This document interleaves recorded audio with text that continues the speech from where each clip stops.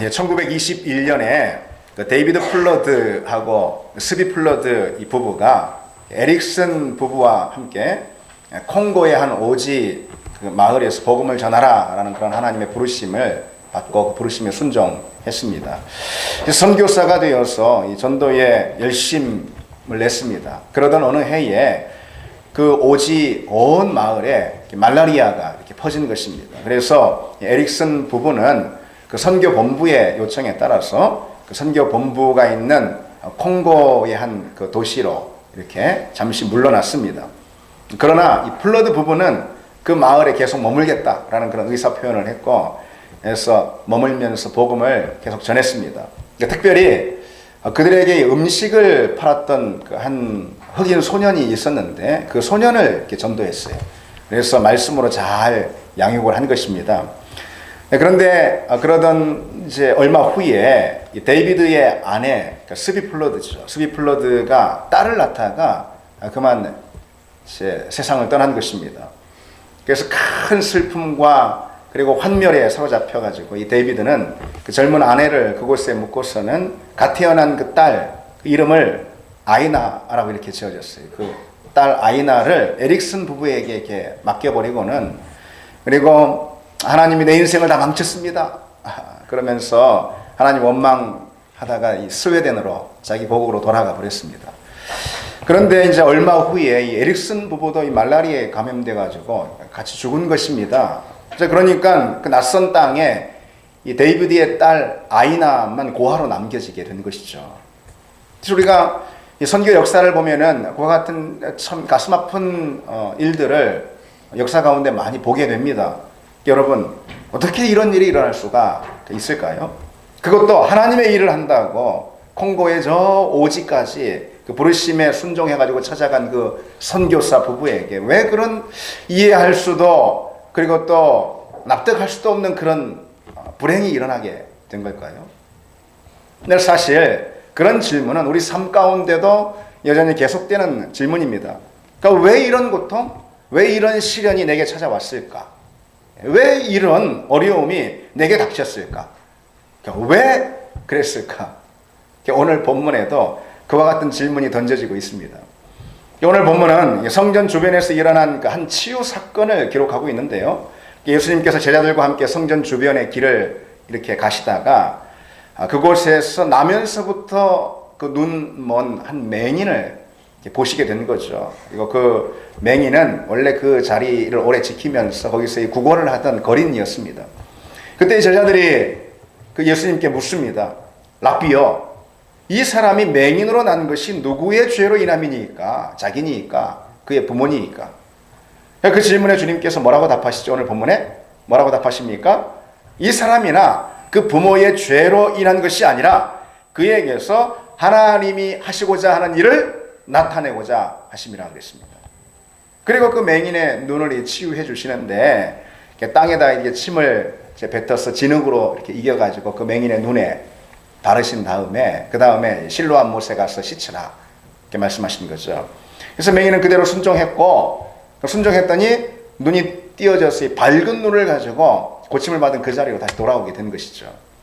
이 실로암 못은 예루살렘 성 밖에 있는 이 수원지인 기온샘이라고 있어요. 그 기온샘에서 솟아나는 물을 끌어가지고 이 성 안에다가 만들어 놓은 인공 못입니다. 원래 예루살렘 성은 기온샘 근처에 세워졌습니다. 뭐 고대나 지금이나 도시에 있어서 가장 중요한 것은 물 아니겠습니까?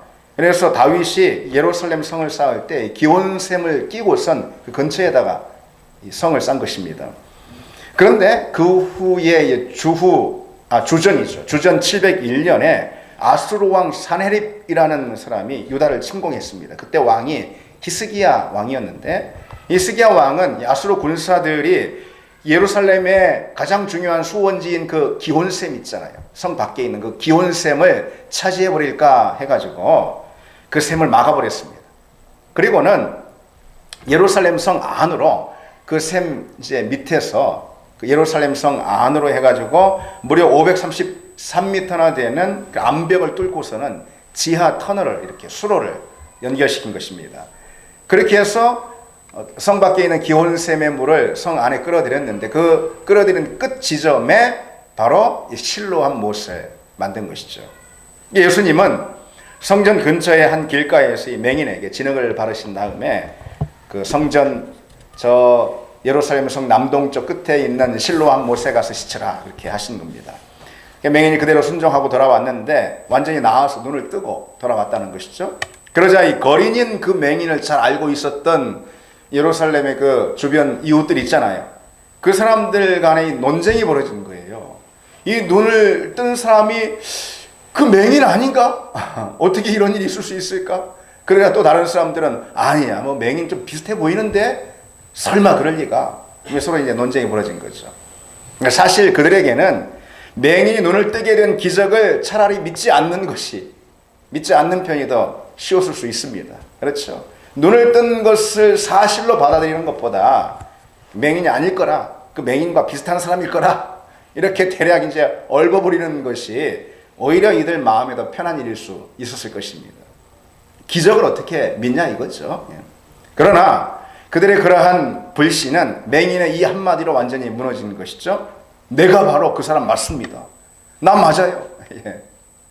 그래서 예수라 하는 그 사람이 진흙을 이겨 내 눈에 바르고 나더러 실로암에 가서 씻으라 하시니 씻었더니 보게 되었노라. 아주 명명백백하게 이렇게 말하지 않습니까? 오늘 이 본문에서 가장 중요한 내용이 여러분 무엇이겠습니까? 오늘 본문은 우리에게 어떤 메시지를 주고 있는 것일까요?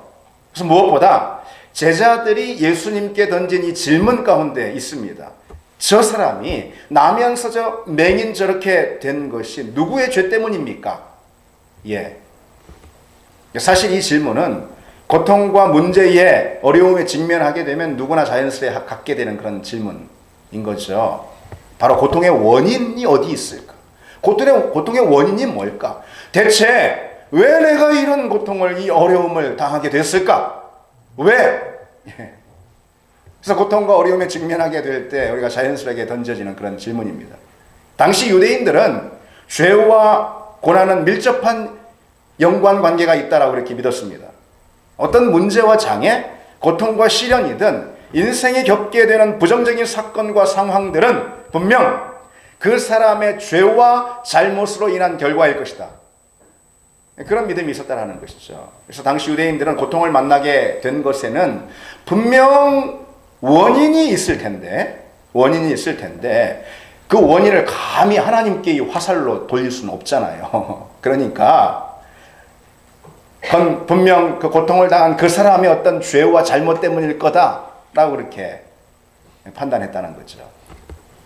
그런데요, 그것도 잘못된 거지만 오늘날 사람들은요 오히려 더 나아가서 이 고통 앞에서 이 정반대의 질문들을 하는 것을 볼 수 있어요.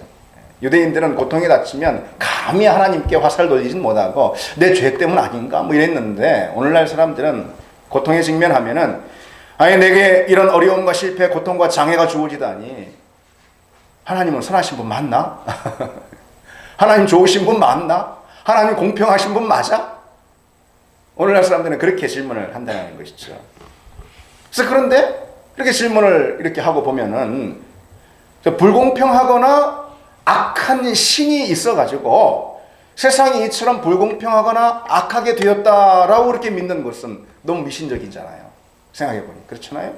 그러니까 결국은 이렇게 결론을 내리는 것이죠. 고통 앞에서 하나님은 없다, 그런 하나님은 없다 이렇게 믿는 것입니다. 무신론 철학자 데이비드 휴먼은 그 악과 고통의 문제야말로 하나님이 없다라는 가장 명백한 증거다라고 그렇게 주장했습니다. 그래서 그는 기독교의 하나님에 대해서 이런 질문을 던지면서 이 고통과 연결지어서 하나님은 없다라는 그런 결론을 내리는데요. 어떤 질문이냐? 악과 고통을 막고 싶지만 그럴 힘이 없는 건가? 신에게 있잖아요. 그럴 힘이 없는 건가? 그렇다면 그 신은 약한 존재이다. 약한 존재이다. 힘이 있지만 고통과 악을 제거할 그런 의지가 없는가? 그렇다면 그 신은 악한 신이다. 그렇습니다. 그런데 힘도 있고 의지도 그 신에게 있는가? 그건 말도 안 된다. 그렇다면은 세상에 판치는 이 악과 고통은 대체 뭐란 말인가? 따라서 하나님이란 없다. 그렇게 결론을 내렸습니다. 그처럼 공의의 하나님, 악을 심판하시고 그리고 또 우리가 애매히 당하는 고통들을 궁극적으로 보상해 주시는 그런 우리의 하나님 있잖아요. 그런 하나님이 없다라고 믿는 세상의 그 불신자들은 필연적으로 이런 인생관을 가질 수밖에 없어요. 어떤 인생관이냐? 인생은 어차피 불공정한 거야. 내가 보니까, 경험해 보니까. 선한 사람이 불행을 당하기도 하고 악한 사람이 행복을 만나기도 하기 때문 아닌가? 나쁜 일들이 무작위로 일어나기도 하고 좋은 일도 역시 무작위로 일어나는 법이다. 따라서 그저 덧없이 지나가는 이 불공정한 세상에서 인생이 누릴 최고의 가치는 뭐냐? 그건 할 수 있는 한 많이 즐겨라. 그건 내가 지금 누릴 수 있는 것을 많이 누리는 그것뿐이다. 뭐 그와 같은 인생관을 가질 수밖에 없습니다. 고통과 그리고 또 더군다나 부당하게 여겨지는 납득하기 어려움, 고통 또는 장애, 문제들 우리 인생 가운데 얼마나 많이 직면하게 됩니까? 그런 현장에서 하나님이 없다. 그것을 궁극적으로 보상해 주시는 또 악을 심판하시는 그런 하나님이 없다라고 믿는 그런 세상의 불신자들에게는 지금 말씀드린 그와 같은 인생관 외에는 결코 어떤 인생관도 가질 수 없지 않습니까? 물론 하나님이 없다고 말하는 그런 세상 사람들도요, 고통에는 유익이 있다. 일정 부분 유익이 있다. 그것을 인정하기도 합니다. 그러나 아무리 그렇다 해도 인생의 전반에 걸쳐서 원치 않게 불쑥불쑥 찾아와서 내 삶을 뒤흔들어 놓는 그 고통은 그 불신자들에게 있어서 불행 그 이상은 결코 아닐 것입니다. 그렇지 않습니까? 그런데 여러분, 그 고통이 우리에게는 어떤 것이겠습니까? 우리 믿는 그리스도인들에게는 그 고통이라는 것이 어떤 것이겠습니까? 그리고 또 믿는 우리 그리스도인들은 고통 앞에서 우리는 어떤 바른 태도를 가져야 할까요? 그래서 이 시간 고통 앞에서 고통을 어떻게 이해하고 그것을 어떻게 받아들이는 것이 그리스도인들의 바른 태도인가 잠시 생각해 보려고 합니다. 먼저 우리는 고통 앞에서 두 가지 태도를 크게 가져야 합니다. 두 가지 태도. 첫 번째로 고통의 원인에 대해서 섣불리 판단하지 말아야 한다는 것입니다. 고통의 원인을 섣불리 판단하지 말아야 합니다. 물론 성경은 악과 고통의 원인에 대해서 아주 명백하게 가르쳐주고 있어요. 어떻게 가르쳐주고 있습니까? 고통은 근본적으로 뭐라는 거예요? 죄의 결과다라는 것이 성경의 가르침입니다. 처음 창조 세계의 질서에는 당연히 고통이 들어설 자리가 없었어요. 하나님께서 세상을 창조하시면서 뭐라고 말씀하셨죠? 보시기에 좋았더라. 그러지 않았습니까? 그래서 고통이 들어설 자리, 악이 들어설 자리가 애초 처음 창조 질서 가운데는 없었다라는 것이죠. 그러나 인간의 타락으로 인해서 하나님의 그 창조 질서가 깨어지고 훼손되게 되었고 그로 인해서 하나님의 원래의 창조 질서가 작동하지 않게 되었다라는 거죠. 하나님이 원래 설계하셨던 그 창조 질서는 그러면은 무엇입니까? 한마디로 말해서 하나님의 생명과 하나님의 영광으로 충만한 그런 질서였어요. 그래서 하나님의 생명이 모든 것을 다 다스리고 하나님의 영광이 모든 것에 다 반영이 되는 그런 질서 있는 세상. 이게 바로 하나님이 원래 설계하시고 창조하셨던 그런 창조 질서라는 것이죠. 그런데 하나님께 반역한 인간의 타락으로 인해서 그 질서가 깨지게 됐고 생명의 적대적인 것들, 하나님의 질서는 생명의 질서인데 그것의 적대적인 것들, 다시 말해서 고통과 이 사망이 피조세계 가운데 들어오게 되었다는 것입니다. 그래서 로마서에 뭐라고 기록하고 있죠? 죄의 삭은 사망이라. 죄의 삭은 사망이라. 이게 성경의 죄에 대한 그런 가르침입니다. 죄로 가득한 세상에서 하나님은 당신의 다스림, 곧 생명의 질서를 이제는 그만 거두어 가셨다라는 거죠. 그래서 이제 세상은 사망과 고통을 가져오는 죄의 지배 아래 놓이게 된 것입니다. 그래서 피조세계 가운데 원래 처음에 작동했던 그 선하고 의로운 하나님의 질서가 깨어지고 이제 세상 가운데는 어둠의 질서가 들어오게 되고 우리 모두의 인생은 그 어둠의 질서에 편입되고 말았다라는 것입니다. 자, 따라서 그런 세상에서, 원래 이제 그런 세상이 타락한 세상, 그런 세상 속에서 사는 누구든 고통의 습격을 받지 않을 수 없게 됐다라는 것입니다. 인생의 고통은 나쁜 사람과 착한 사람, 불의한 사람과 의로운 사람을 가리지 않고 찾아오는 법이죠. 인생의 고통은 우리가 생각할 때 마땅한 것이든 그 고통이, 아니면 애매한 것이든, 우리가 생각할 때 그 고통이 가치 있는 것이든 아니면 무의미한 것이든 불문하고 우리에게 찾아오는 법입니다. 우리가 사는 세상이 어둠의 질서가 지배하는 타락한 세상이 되었기 때문이죠. 그래서 악과 고통의 원인을 죄와 죄로 인해 타락한 세상의 질서 때문이다라고 말하는 것은 옳습니다. 그런데 여러분, 그게 다 말하는 건 아니에요. 우리가 조심해야 될 것이 있어요. 제가 지금 설명드린 것은 세상의 고통과 여러 문제와 장애, 이런 것들이, 불순물들이 들어온 근본적인 원인에 대해서 제가 설명을 한 것입니다. 성경을 통해서. 근데 이 세상에 왜 이렇게 악이 판을 칠까? 악이 있을까? 왜 우리 인생에 선하게 살든 착하게 살든 믿음을 가지고 살든 어떤 사람이든 불문하고 왜 우리 인생 가운데 이렇게 고통이 느닷없이 찾아올까? 그거에 대한 이 포괄적인 설명이라는 것이죠. 제가 말씀드린 것은. 따라서 누군가의 어떤 특정한 죄가 지금 그가 겪고 있는 바로 그 고통의 원인이라 이렇게 단정하는 것은요, 전혀 다른 문제인 거예요. 그것은 개인의 어떤 특정한 죄와 지금 그가 받고 있는 고통 사이에 어떤 인과관계를 주장하는 것은 전혀 성경적이지도 않고 그것은 자의적이고 무리한 추정일 뿐이라는 것입니다. 예수님도 실로암 망대가 무너져가지고 18명이 죽는 사건이 예수님 당시에 생겼거든요. 그 사건을 빗대어 예로 들면서 이렇게 말씀하십니다. 실로암에서 망대가 무너져 치여 죽은 18사람이 예루살렘에 거한 다른 모든 사람보다 죄가 더 있는 줄 아느냐? 이렇게 물으셨어요. 예루살렘 성전을 드나다니면서 거룩하게 사는 그 사람들, 죄가 없어서 그렇게 다 살고 실로암 망대 무너져가지고 죽은 저 18명은 다 자기 죄 때문에 이렇게 큰 사고 당해서 죽은 줄 아느냐? 그렇게 물으신 거죠. 불의의 사고나 예기치 못한 불행이 꼭 그 사람이 지은 어떤 특정한 죄 때문이라고 여기는 것은 그건 완전히 잘못된 생각이라는 것이죠.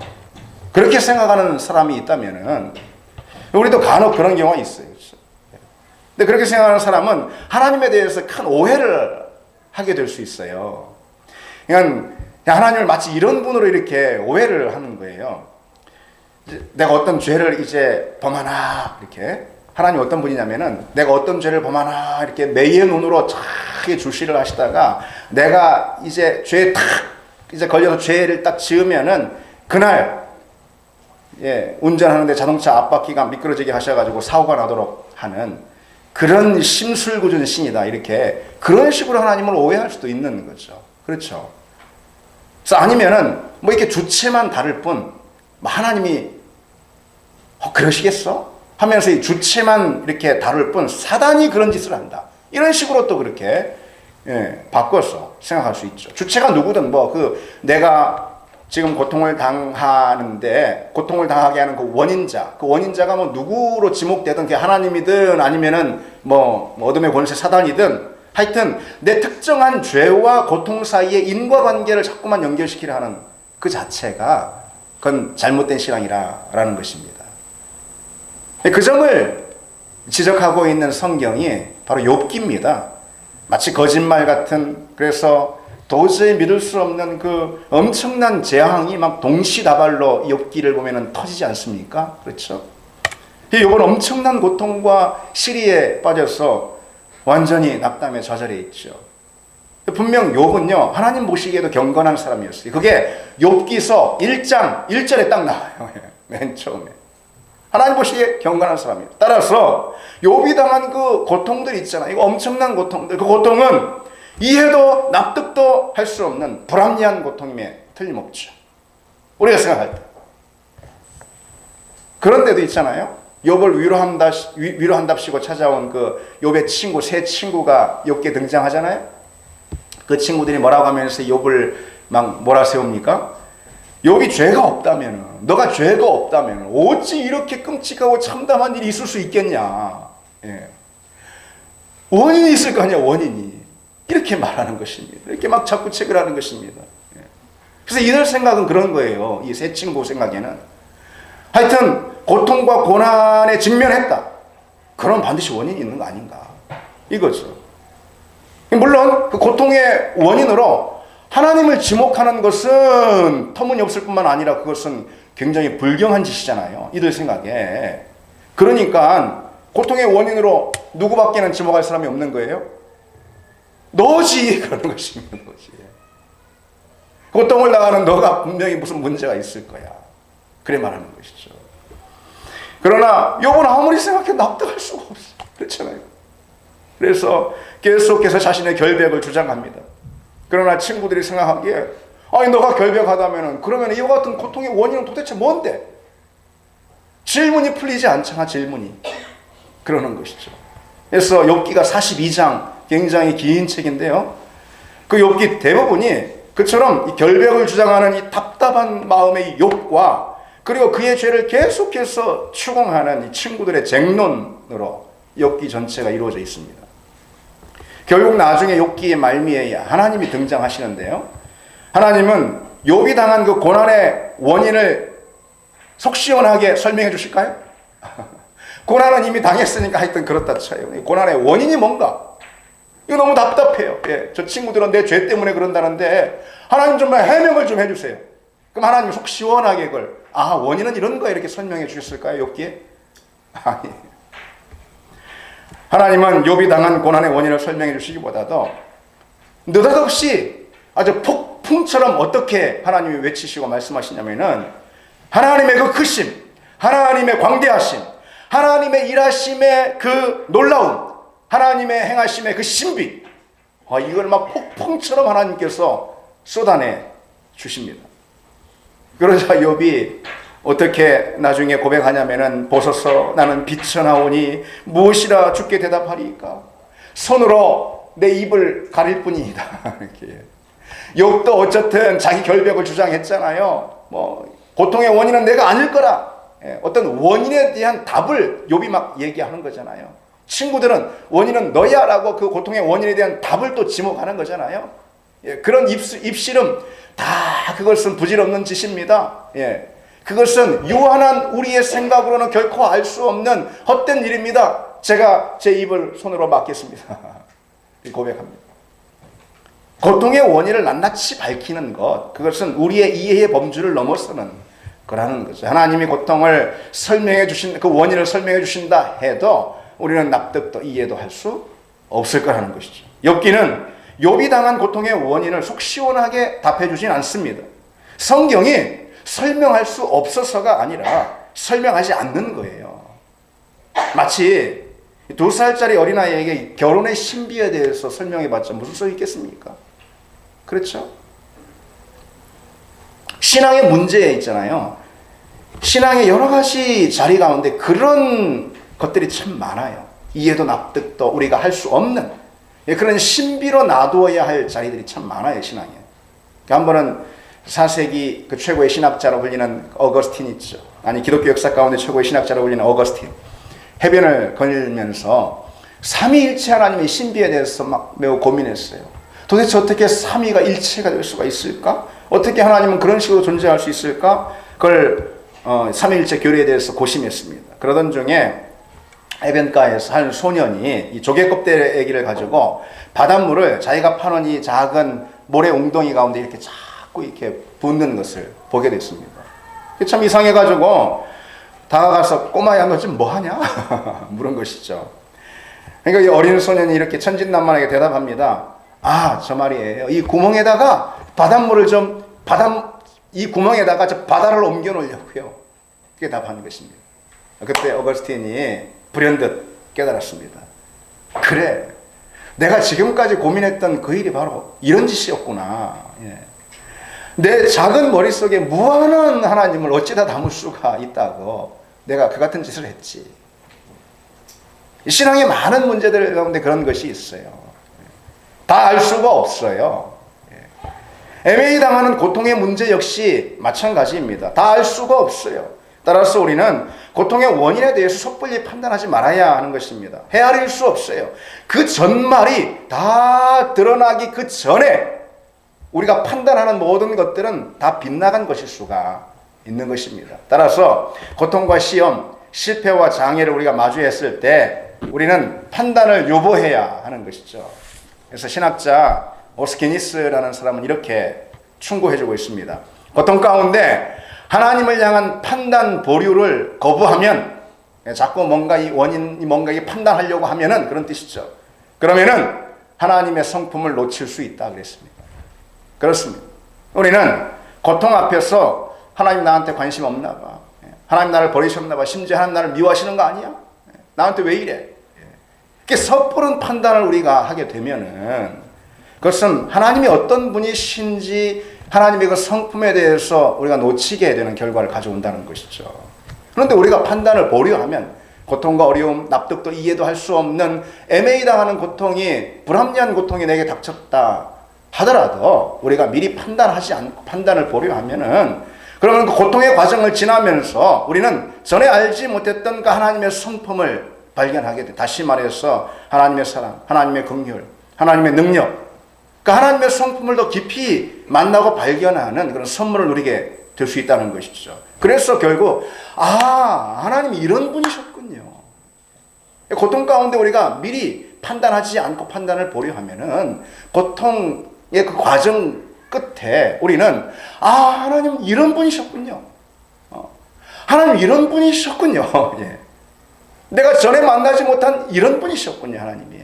그러나 하나님의 사랑과 하나님의 성품에 대해 놀라게 되는 그런 은혜를 우리가 누릴 수 있을 줄 믿습니다. 여러분, 고통 앞에서 그리스도인의 바른 태도는 고통의 원인을 미리 판단하지 않는 것입니다. 그리고 아까 두 가지라고 그랬죠. 그와 함께 고통 앞에서 우리는 어떤 그리스도인으로서의 태도를 가져야 하는가. 두 번째로 그것은 고통의 원인이 아닌 고통의 목적에 관심을 두어야 한다는 거예요. 고통의 원인이 아닌 고통의 목적에 관심을 두어야 합니다. 고통에는 분명 하나님의 목적과 뜻이 있다는 거예요. 그래서 오늘 여러분 본문을 보시면은 제자들은 원인에 대해서 물어요. 왜 이렇게 됐습니까, 이 사람이? 나면서부터. 근데 예수님은요, 왜 그렇게 됐는지 그 원인에 대한 답을 주시지 않고 목적으로 답하시는 것을 볼 수가 있어요. 그러니까 제자들은 누구의 죄로 인함이니 왜 이렇게 됐습니까? 주님은 하나님이 하시는 일을 나타내고자 하심이라. 이것은 원인이 아닌 목적인 것이죠. 목적으로 답해 주시는 걸 볼 수 있어요. 그래서 이것이 아주 중요합니다. 하나님은 우리가 고통과 어려움 가운데 무엇을 질문하길 원하신다는 거죠? 하나님께 원인이 아니라 목적인 거예요. 고통이 우리에게 닥쳤을 때, 어려움과 장애와 실패가 우리에게 주어졌을 때, 주님, 왜 이런 일이 나한테 일어났어요? 왜요? 그것이 아니라, 그런 태도는 우리의 감정과 마음과 인생을 낭비하고, 그리고 불행을 더 부추기게 할 뿐, 아무런 유익도 또 어떤 선한 것도 가져오지 않는 것이죠. 우리는 그 대신에, 주님, 무엇을 위해 이러한 일이 내게 주어졌습니까? 무엇 때문에, 무엇을 위해서 내게 이와 같은 어려움과 불행이 주어졌습니까? 우리는 질문해야 한다는 것이죠. 문제와 어려움, 괴로움과 아픔, 고통과 장애는 이미 일어났어요. 이미 일어났어요. 이제 우리에게 필요한 것은 그에 대한 유익하고 의미 있는 반응일 뿐인 것이죠. 그렇죠? 그렇죠? 고통도 고통스러운데 고통에 대해서 무의미하고 가치 없는 반응을 하는 것처럼, 무익한 반응을 하는 것처럼 더 고통스러운 것이 어디 있어요? 그렇죠. 고통은 이미 우리에게 일어났어요. 아까 말씀드린 대로 타락한 세상에 죄의 원리, 죄가 지배하는 원리가 바로 그렇기 때문에 그렇습니다. 고통은 이미 일어났어요. 그런데 고통 앞에서 유익하고 의미 있는 반응을 우리가 해야 합니다. 그 반응을 가져오는 질문이 무엇이냐? 원인에 대한 질문이 아니라 목적에 대한 질문이라는 것이죠. 무엇 때문에 이런 일이 일어났습니까? 그것이 아니라 무엇을 위해서 내게 이런 일이 주어졌습니까? 우리는 질문을 고쳐야 하는 것이죠. 그럼 여러분, 성경이 가르쳐주고 있는 고통의 목적은 무엇일까요? 세 가지로 생각해 볼 수가 있습니다. 첫 번째로, 우리가 겪는 고통은 우리의 믿음을 시험하기 위해서 주어진다라는 거예요. 물론 모든 고통이 다 그런 것은 아니에요. 때에 따라 우리가 겪는 고통이 우리 믿음을 시험하기 위해 주어지는 것들이 있을 수 있다는 것입니다. 고통이라는 시험에 직면하지 않고서는 결코 검증이 되지 않는 그런 믿음의 자리, 믿음의 내용들이 분명히 있습니다, 여러분. 아무리 믿음 있는 것 같아 보이지만은 고통이라는 자리를 통과하고서는 그 믿음이 무엇인지 아직은 결론 내리기 어려운 부분이 있는 거예요. 하나님도 그래서 고통을 통과하지 않은 믿음에 대해서는 의심하는 것입니다. 고난은 우리 믿음을 시험하고 믿음은 고난을 통해서 검증되는 법이기 때문에 그렇습니다. 그래서 아브라함이 그랬죠. 아브라함의 믿음은 분명 하나님께서도 인정하신 믿음이었어요. 이게 창세기 15장 6절에 나옵니다. 하나님께서 인정하셨어, 그 믿음을. 그러나 고통의 시험을 통과하기 전까지, 창세기 22장이에요. 그 전까지 그 믿음은 아직 완전히 검증된 믿음은 아니었던 거예요. 그래서 하나님은 그 아들 이삭을 제물로 바치라. 아브라함의 가장 고통스러운 그런 명령을 내리시죠. 아브라함의 믿음을 시험하기 위해서 그런 것입니다. 고난은 믿음을 시험합니다. 고난은 내 믿음이 오직 하나님 한 분이면 족한지에 대해 검증한다는 것이죠. 따라서 여러분, 때로 우리에게 여러 어려움과 또 장애와 고난이 닥쳤을 때 우리는 이렇게 생각해야 하는 것이죠. 이 고통이 혹 내 믿음을 시험하고 검증하는 자리가 아닌가. 물론 모든 것이 그런 건 아니지만은 우리는 고통 앞에서 우리가 그래도 유익하게 던질 수 있는 질문은 그것입니다. 이 고통이 내 믿음을 시험하고 또 검증하는 자리가 아닐까. 그래서 하나님께서 허용하신 그런 고통들이 아닐까라는 질문을 해야 하는 것입니다. 그런데 여러분, 그런 상황이라면 만약 내 믿음을 시험하고 검증하려는 아브라함에게 하신 것처럼 그런 상황 가운데 내가 고통에 처해졌다면은 그것은 다른 말로 이런 뜻일 수 있는 것입니다. 어떤 뜻이냐? 하나님께서 내 믿음을 그 어떤 것보다 소중히 여기신다라는 그런 뜻이 그 안에 있는 것입니다. 그렇죠, 여러분? 그렇죠? 심지어 고난을 통해서 검증하시고자 할 만큼 하나님은 내 믿음을 그 무엇보다 소중하고 가치 있게 여기신다라는 하나님 마음이 담겨 있는 것입니다. 그러니 우리는 그와 같은 고통의 자리에서도 감사할 수 있는 것이죠. 하나님 날 기억하시는 것입니다. 하나님 나를 사랑하시는 것입니다. 하나님 날 사용하시길 원하시는 것입니다. 하나님이 나를 귀하게 보시는 것입니다. 여러분, 그런 믿음을 갖기 바랍니다. 둘째로, 고통은 어떤 목적이 있는가? 고통은 우리 믿음을 성장시키기 위해서 주어질 수 있습니다. 여러분, 성경을 보십시오. 거의 모든 등장인물들을 통해서 바로 그 사실을 응변해주고 있지 않습니까? 바울이 뭐라고 말합니까? 환난은 인내를, 인내는 연단을, 연단은 소망을 이루는 줄 알미라. 그랬습니다. 바울에게 그 많은 환난이 주어진 것, 그것은 인내와 연단과 소망이라는 믿음의 성장을 하나님께서 그에게 허락하시기 위한 거라는 거죠. 여러분 생각해 보십시오. 고통과 시련, 괴로움과 아픔의 자리에서만 경험할 수 있는 그런 하나님의 특별하고도 예외적인 사랑과 은혜가 있습니까? 없습니까? 있습니까? 없습니까? 있습니다. 있습니다. 고통의 자리에서만 경험할 수 있는 그런 하나님의 특별하고 예외적인 은혜가 있다라는 거예요, 여러분. 마치 하나님은 실패와 고난 속에 숨어 계신 것 같습니다. 그래서 우리가 그 자리로 들어갈 때만 만나게 되는 그런 하나님의 성품과 능력이 있다라는 거예요, 분명히. 아는 분은 아실 겁니다. 그리고 바로 그때 우리의 믿음은 고통의 현장에서 그와 같은 내가 전에 맛보지 못했던 하나님의 성품과 은혜와 능력을 경험할 때 그때 바로 우리의 믿음은 전과 다른 믿음이 되는 것입니다. 다시 말해서 그게 자라는 성장하는 믿음이 된다는 것이죠. 그래서 어느 신학자는 이렇게 고백하고 있습니다. 나는 골짜기에서 체험한 깊은 진리와 확신을 부드럽고 평탄한 삶과 결코 바꾸지 않을 것이다. 맞죠, 여러분? 평탄할 때는 결코 몰랐던 하나님의 성품과 능력을 인생의 골짜기에서 깊이 체험하게 된다는 것이죠. 그리고 우리는 그 하나님만 그때부터 전적으로 의지하게 되는 것이죠. 그때 비로소 우리 믿음이 정제되고 다듬어지는데, 다시 말해 자기를 부인하고 나를 쫓을 것이라는 주님께서 요청하신 그와 같은 믿음을 바로 그런 자리에서 우리는 비로소 갖게 된다는 것이죠. 우리 믿음을 성장시키려는 그런 고통의 목적을 통해서 우리는 단련이 되고 또 우리의 믿음은 자라나는 줄 믿습니다. 마지막으로 이 고통은 어떤 목적으로 주어지는가? 하나님의 일을 하시기 위해서 주어질 수 있다라는 거죠. 모든 고통이 그런 건 아니지만 하나님의 일을 위해서 우리에게 때로 고통이 주어질 수 있다라는 것이죠. 오늘 주님께서 나면서 눈먼 이 맹인의 고통에 대해서 어떻게 설명하시죠? 그에게서 하나님이 하시는 일을 나타내고자 하심이라 말씀하시지 않습니까? 물론 이 말씀은 이런 뜻이 아닌 거예요. 그러니까 하나님께서 당신의 일을 딱 이때 이렇게 이런 방식으로 하시기 위해서 일부러 그에게 나면서부터 눈먼 맹인이 되게 하셨다. 그런 뜻은 아닌 것입니다. 타락한, 아까 말씀드린 대로 타락한 세상의 일그러진 질서로 인해서 그에게 그와 같은 질병이 주어진 거예요. 그에게 무차별적으로 주어졌어요. 누구에게나 그렇듯이. 하나님은 다만 그것을 그에게 허용하셨을 뿐인 것입니다. 왜요? 이 세상이 그와 같은 죄가 지배하는 세상, 아직 그런 세상이기 때문에. 그런데 중요한 것은 그것이 전부가 아니라는 거예요. 하나님은 그 고통을 재료로 삼아서 이제부터 하나님의 일을 하신다라는 것입니다.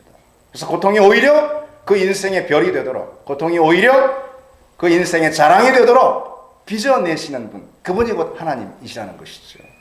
여러분, 나사로의 죽음 앞에서 슬피 오는 이 마리아와 마르다, 그에게 주님께서 뭐라고 말씀하시죠? 이 병은 죽을 병이 아니라 하나님의 영광을 위함이라. 죽으려고 목적이 된 병이 아니라 하나님의 영광을 위해 목적이 된 병이다. 이렇게 말씀하시는 거죠. 여러분, 우리가 진짜 하나님의 자녀라면은, 우리가 진짜로 하나님의 자녀라면은 하나님은 그분을 영화롭게 할 수 없는 그 어떤 것도 우리 삶 가운데 결단코 허용하시지 않을 것입니다. 여러분, 그 믿음을 가지시기 바랍니다. 우리가 진짜 하나님의 자녀고 하나님이 진짜 우리 하나님이시라면은 하나님은 그분을 영화롭게 할 수 없는 그 어떤 것도 우리 삶 가운데 결코 허용하시지 않는다라는 것이죠. 그래서 우리가 만나는 고통이라 할지라도 예외가 될 수는 없는 것입니다. 여러분, 아까 제가 설교 초두에 소개해드렸던 이 데이비드 선교사의 아내가 딸을 낳고 죽은 이야기 했지 않습니까? 데이비드는 갓난 아이를 그곳 선교사 부부에게 맡긴 다음에 스웨덴으로 돌아가 버렸습니다. 분노에 사로잡힌 그는 왜 이런 고통이 하나님의 일을 한다고 갔던 나한테 일어났을까? 하나님, 왜 이런 고통이 내게 일어났습니까? 해명하라 하면서 하나님을 몰아세웠습니다. 그 후에 어느 미국인 선교사 가족이 그 어린 딸, 버려졌잖아요. 에릭슨 선교사도 죽어서 그 어린 딸을 입양했습니다. 아이나라는 그 어린 딸을 입양했어요. 그래서 수십 년이 지났습니다. 그 후에 이 아이나의 우편함에 스웨덴 기독교 잡지 한 권이 배송이 된 거예요. 그 잡지에 실린 사진을 보고 이 아이나는 깜짝 놀랐습니다. 무덤에 하얀 십자가가 그 잡지의 그림 사진에 나오는데 자신이 아는 이름이 그 십자가에 딱 새겨져 있는 거예요. 바로 그의 엄마 생모죠. 스비 플러드라는 이름이었습니다.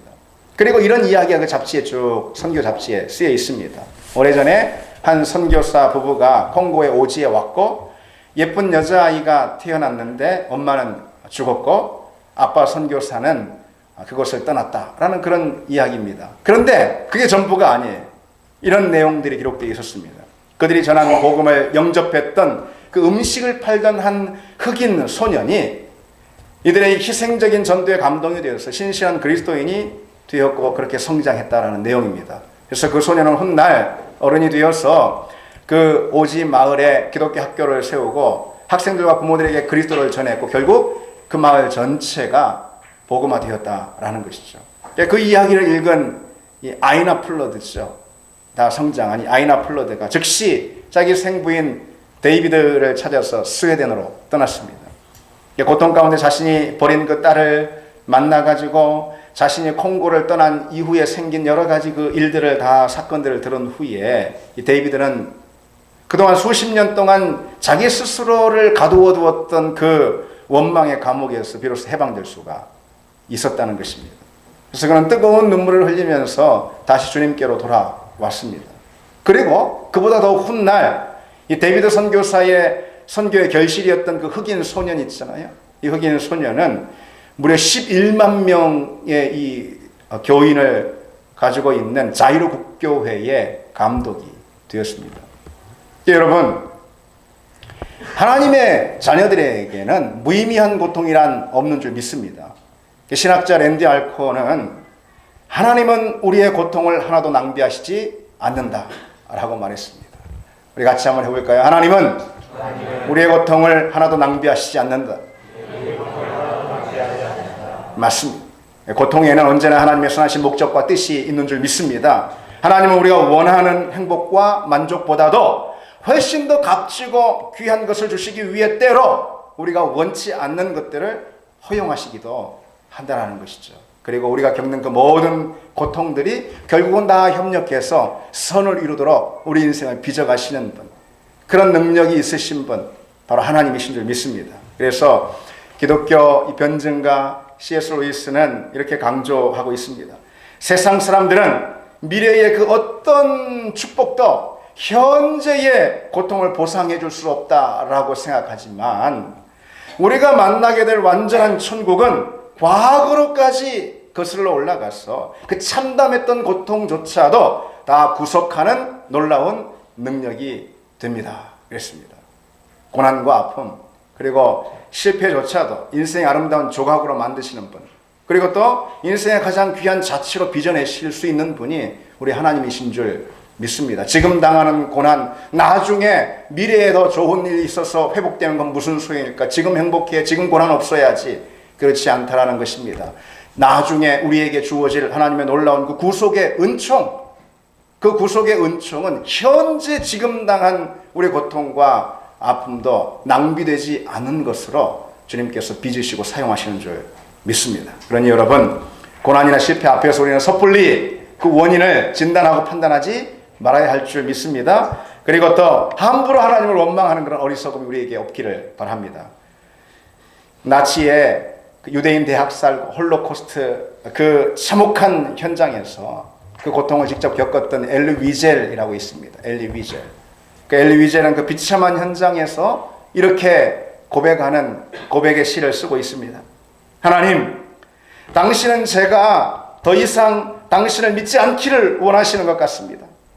너무 참혹한, 너무 끔찍한 고통, 그 현장에서 많은 하나님을 믿는 사람들이 하나님을 욕하고 떠나는 그런 일들이 발생했어요. 너무 참혹하고 끔찍했어요. 그래서 엘리 위전이 이렇게 고백하는 거예요. 하나님, 당신은 제가 당신을 더 이상 믿지 않기를 원하시는 것 같습니다. 당신은 제가 당신께 더 이상 기도하지 않기를, 더 이상 당신의 이름을 영화롭게 하지 않기를 원하시는 것 같습니다. 그러나 저의 대답은 이것입니다. 그럴 수 없습니다. 절대로 그럴 수 없습니다. 이 모든 납득할 수도 이해할 수도 없는 부당한 고통에도 불구하고 저는 당신을 향한 저의 신앙의 노래를 멈추지 않을 것입니다. 하나님, 당신은 당신을 향한 나의 노래를 결코 막을 수 없을 것입니다. 여러분, 엘리 위젤의 고백이 우리 고통의 현장, 우리 슬픔과 아픔의 현장에서 동일하게 고백되는 우리 신앙이 되기를 바랍니다. 주님 아시듯이 저는 지금 이해할 수도 납득할 수도 없는 그런 고통의 현장 가운데 놓여 있습니다. 그러나 그럼에도 불구하고 주님을 찬양합니다. 그 어떤 것도, 아니 심지어 당신도 당신을 향한 나의 찬양을 멈추게 할 수는 없을 것입니다. 이 신앙의 노래가, 고백이 우리에게도 있기를 원합니다. 우리 함께 이 찬양하겠습니다.